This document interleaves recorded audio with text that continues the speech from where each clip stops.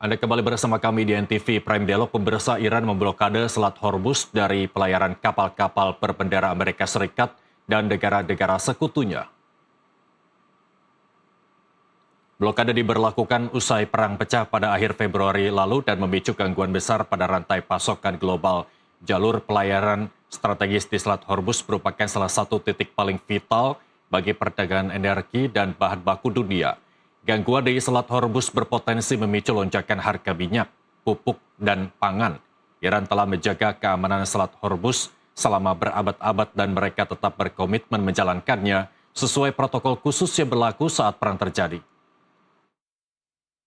از تنگه استفاده بکنند اونهایی که رعایت نمی‌کنند اونها با اونها برخورد خواهد شد. Selat Hormuz tidak ditutup, Selat Hormuz tetap terbuka dan kami hanya sebagai pihak yang menyelenggarakan keamanan di selat ini hanya memberlakukan protokol lalu lintas yang khusus untuk saat-saat perang. Pihak-pihak yang memang mematuhi protokol tersebut bisa dengan mudah melewati Selat Hormuz. Harga minyak White Texas Intermediate atau WTI yang menjadi patokan harga minyak mentah di Amerika bagian utara melonjak lebih dari 11% hanya dalam hitungan hari. Bagi Indonesia, hal itu bisa jadi ancaman langsung terhadap beban subsidi energi, stabilitas nilai tukar rupiah hingga kedaulatan ekonomi. Kita bahas langkah-langkah yang sudah, sedang dan akan dilakukan pemerintah untuk meminimalisir dampak buruk perang di Timur Tengah. Sudah tersambung bersama kami Direktur Akademika Center for Public Policy Analysis, Edi Priyono, bersama kami melalui Zoom. Pak Edi, terima kasih telah bergabung bersama kami di NTV Prime Dialog. Sama-sama, terima kasih. Selamat sore. Pak Edi, sebelum kita bicara banyak, 2 hari kapal tanker Pertamina kita tertahan. Apa kemudian yang bisa dilakukan pemerintah untuk tetap bisa melajukan tanker Pertamina demi mengamankan stok bahan bakar minyak di dalam negeri? Ya, yang pertama ya, kita itu sebenarnya tidak termasuk negara yang suplai minyaknya ketergantungannya terhadap Selat Hormuz itu besar. Jadi kita itu ketergantungannya kecil. Karena kalau kita bicara tentang minyak mentah, ya, minyak mentah itu mayoritas minyak mentah yang masuk ke kita itu diimpor dari Nigeria dan Angola, negara-negara Afrika lah, dan itu tidak melalui Selat Hormuz sehingga ketergantungan kita tidak terlalu besar. Nah, yang bermasalah adalah impor yang bentuknya BBM, bukan minyak mentah. Karena saat ini 54% dari BBM kita itu kita impor dari Singapura. Ini agak lucu juga, ini nanti kita bisa diskusikan. Jadi kita lebih dari 50% itu dari Singapura, dan minyak yang kita beli dari Singapura itu memang asalnya dari negara-negara Arab, dan itu kemudian akan terganggu pasti di luar minyak yang kita impor langsung yang tadi disebut dengan menggunakan tanker dari Pertamina. Dan itu kalau kita bicara dampak langsung terhadap BBM ya, sebenarnya kita termasuk yang dampaknya relatif kecil, relatif loh ya, tapi pasti terdampak. Baik terhadap harga maupun terhadap pasokan. Meskipun relatif kecil, tapi jangan mentang-mentang ini kondisinya memanas, terus lantas mereka menaikkan harga minyak seenaknya begitu ya. Apa kemudian yang dirasa perlu? Apakah kita perlu mencari mitra dagang baru atau tetap mempertahankan mitra dagang existing, tapi ada pola negosiasi yang harus dilakukan pemerintah agar kita mendapat harga yang ekonomis? Ya, yang pertama masalah harga ya. Harga itu kan kita nggak bisa netapin harga sendiri ya. Kita ikut patokan harga internasional, dan itu sudah pastilah. Dan kenaikan harga itu pasti terjadi. Masalahnya tinggal berapa kenaikannya gitu. Karena kalau asumsi APBN kita itu kan harga minyak itu kan $70 per barrel. Nah, jadi kalau di atas itu maka beban APBN itu akan meningkat. Ada yang sudah menghitung setiap kenaikan $1 harga minyak dunia, maka beban APBN itu akan meningkat sekitar 6 triliun. Nah, tinggal dikalikan saja itu. Nah, makanya Pak Purbaya, Pak Menkyu kan katanya sudah menghitung. Kalau sampai 92 sih masih bisa lah akal-akalin ya, dalam arti realokasi anggaran dan sebagainya. Tapi kalau di atas itu akan menjadi masalah. Jadi kalau soal harga kita nggak bisa ngatur ya, karena itu harga dunia. Yang kedua soal pasokan, sebenarnya ini kan ada coincidence ya, ada kebetulan. Karena kita kan baru saja menandatangani perjanjian perdagangan dengan Amerika ya, dan salah satu dari komponen yang kita harus impor dari Amerika itu adalah energi, baik itu minyak atau BBM maupun LPG ya, gas LPG itu.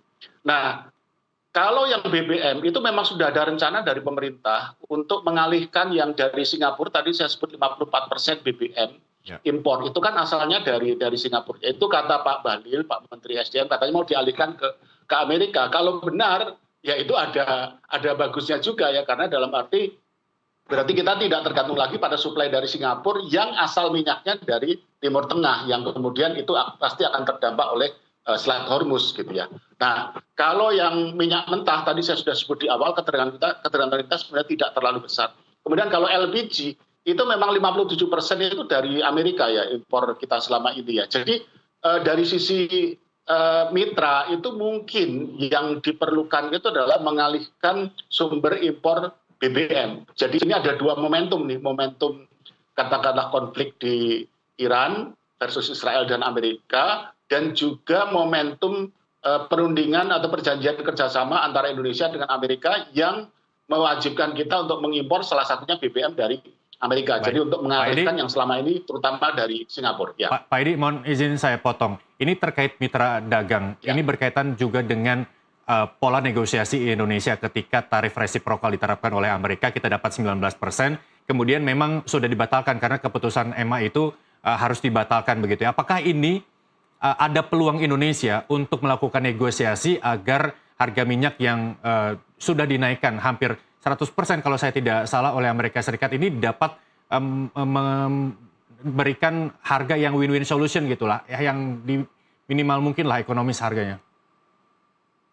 Iya, jadi kalau tarif kan kalau kata Pak Erlangga, Pak Menko Perekonomian kan yang berlaku ke kita setelah ada putusan Mahkamah Agung lah katakanlah itu di Amerika ya. Tarif yang berlaku kan katanya 15% ya, tidak 19%. Meskipun saya nggak paham juga nih, karena yang di perjanjian itu jelas tertulis kita 19% untuk berbagai macam komoditi, sementara komoditi dari Amerika yang masuk kita itu biayanya 0% ya.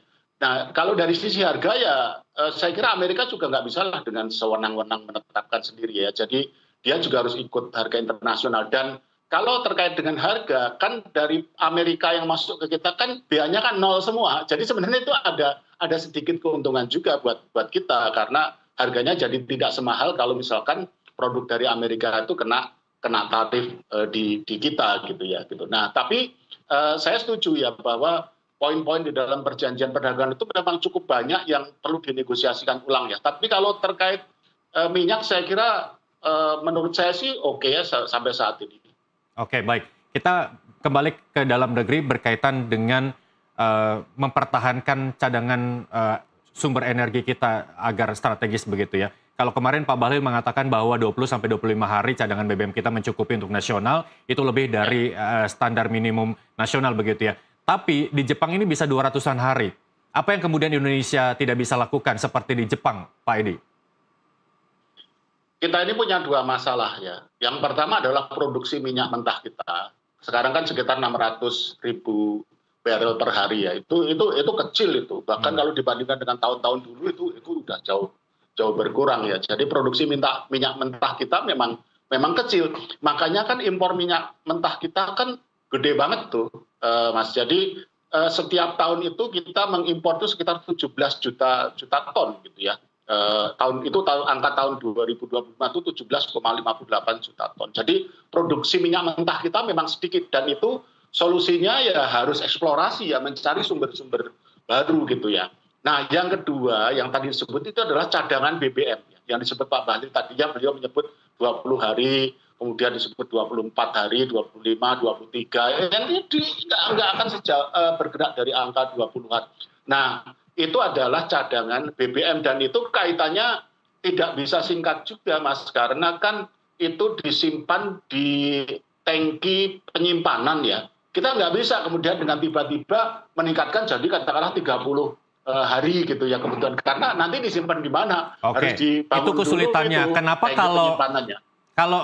kita kurang penyimpanan, kenapa tidak dari dulu aja kita bangun kilang? Karena Pak Bahlil mengatakan bahwa jangka panjang ke depan pihaknya akan membangun kilang begitu. Lagi-lagi mungkin saja karena APBN, karena barang tentu Pertamina sudah memetakan di mana kilang-kilang itu akan dibangun begitu ya. Kemudian tadi Pak Purbaya juga mengatakan bahwa keuangan negara masih sanggup menopang dampak perang Israel dan juga Amerika Iran begitu. Nah, APBN dari mana ketika kita menginginkan pembangunan tangki yang bisa menampung lebih banyak dan bisa memperpanjang ketahanan energi kita terutama BBM seperti di Jepang, itu kayaknya sulit terwujud, Pak Edi. Dalam jangka pendek sulit ya. Jadi ada 3 sekarang gitu. Jadi produksi minyak mentah, kemudian produksi BBM, itu berarti kita ngomong kilang ya, sama cadangan BBM. Nah itu lain tuh, infrastrukturnya beda. Kita punya masalah di 3-tiganya. Nah saya setuju gitu kalau misalkan tadi disebutkan kenapa nggak dari dulu, setuju. Dan pernah disampaikan juga oleh Pak Purbaya kalau kita bicara kilang ya, kenapa sih kita nggak pernah bangun kilang dan dibantah dan sebagainya. Jadi ada 3 persoalan itu yang kita tidak bisa selesaikan dalam jangka pendek ya. Jadi tetapi ya tetap harus dimulai ya. Jadi produksi minyak mentah, kemudian kapasitas kilang, dan kemudian kapasitas penyimpanan untuk cadangan BBM. Itu harus ditingkatkan dan perlu uang. Makanya kalau saya sebutkan ya pemerintah harusnya lebih wise lah. Oke. Untuk belanja-belanja yang Baik, Pak terlalu Edi, mendesak ya. kita bisa bicara dikurangi realistis dulu lah. saja yang berhubungan dengan masyarakat begitu ya. Kalau memang ini harga berdampak dengan kenaikan sejumlah komoditas begitu, yang terkena dampaknya adalah masyarakat. Ini bayangan inflasi ada di depan mata nih. Terlebih katanya THR Pasti. juga swasta dipotong pajak begitu ya. Ini kan juga menyebabkan juga daya beli masyarakat menurun, nggak bisa beli baju lebaran, nggak bisa beli kue nastar begitu. Nah sementara kita punya tanggung jawab menjaga inflasi 1,5 hingga 3,5% gitu, nggak bisa lebih dari itu. Bagaimana kemudian pemerintah harus mengantisipasi itu? Stimulus kah atau hal lain seperti apa yang kemudian Anda bisa sarankan? Ya, kalau BBM itu harganya naik, terutama BBM bersubsidi ya. Kalau yang paling banyak konsumsinya itu kan BBM bersubsidi. Kalau harganya naik, sudah pasti inflasi akan naik. Ya. Sekarang saja inflasi year on year itu sudah hampir 5%. Itu tertinggi itu dalam beberapa tahun terakhir itu. Nah, jadi kalau harga BBM bersubsidi naik, itu pasti akan terjadi kenaikan inflasi. Nah, sekarang bagaimana caranya kalau harga minyak dunia naik, supaya harga BBM bersubsidi tidak naik? Pilihannya adalah dengan meningkatkan alokasi anggaran APBN untuk subsidi BBM. Nah, berarti harus ada prioritas kebijakan. Belanja-belanja yang besar, yang kemudian tidak terlalu urgent. Kalau mohon maaf ya, kalau menurut saya Koperasi Merah Putih, kemudian MBG itu bisa agak sedikit dikurangi lah gitu ya. Tidak kemudian dihentikan ya, dikurangi, direm sedikit lah karena ada kebutuhan yang mendesak, yaitu untuk menjaga supaya harga BBM bersubsidi itu tidak naik, dan itu hanya bisa dipecahkan jika terjadi kenaikan harga minyak dunia, maka supaya harga BBM bersubsidi tidak naik, maka alokasi anggaran subsidi itu harus ditingkatkan. Itu yang prioritas pertama. Nanti kalau ternyata tidak bisa, mau tidak mau ya harus naik. Baik, kalau kita mengaca pada pandemi, stimulus apa yang kemudian bisa kembali diterapkan pada saat ini memang kalau semua harga-harga naik demi menjaga daya beli masyarakat? Susah ya kalau kita bicara stimulus ya. Kalau stimulus itu kan pada saat COVID itu kan dalam arti pemerintah mengalokasikan anggaran. Jadi misalkan keringanan pajak, ada subsidi bunga untuk KUR, ada subsidi bunga untuk UMKM. Intinya itu pemerintah mengeluarkan uang gitu ya. Nah, untuk ngeluarin uang kan kita mesti perlu uang kan. Sementara sekarang tuh pendapatan kita, penerimaan pajak kita itu menurun gitu ya. Jadi kita sedang bermasalah juga. Kita punya masalah di belanja, kita punya masalah di penerimaan. Nah, konsekuensinya Mas, kalau misalkan itu kita tidak mau mengurangi belanja, sementara penerimaan pajak kita itu masih lesu, ya utangnya bertambah seperti saat pandemi gitu. Mau tidak mau. Oke, Gitu. baik. Ini PR pemerintah tentunya ya. Harapannya sih utangnya tidak bertambah, terus kemudian anggaran-anggaran lain yang bisa dikurangi kan katanya juga lagi efisiensi ya Pak Edi. harapannya Ya, juga betul. masyarakat Ya. tidak berdampak langsung, barang-barang tidak naik, dan kita bisa Ya. meningkatkan perekonomian, daya beli juga stabil. Terima kasih Direktur Akademika Center Edi Ya. Priyono telah bergabung bersama kami. Kita bertemu di lain kesempatan, Pak Edi. Terima kasih. Terima kasih, selamat sore. Dan pemirsa, demikian Dialog NTV Prime. Kedaulatan bukan hanya soal menjaga batas wilayah, kita pun harus bisa memastikan energi dan pangan tetap terjangkau rakyat di tengah badai geopolitik di Timur Tengah. Saya Muhammad Irsal, pamit. Terima kasih dan sampai jumpa.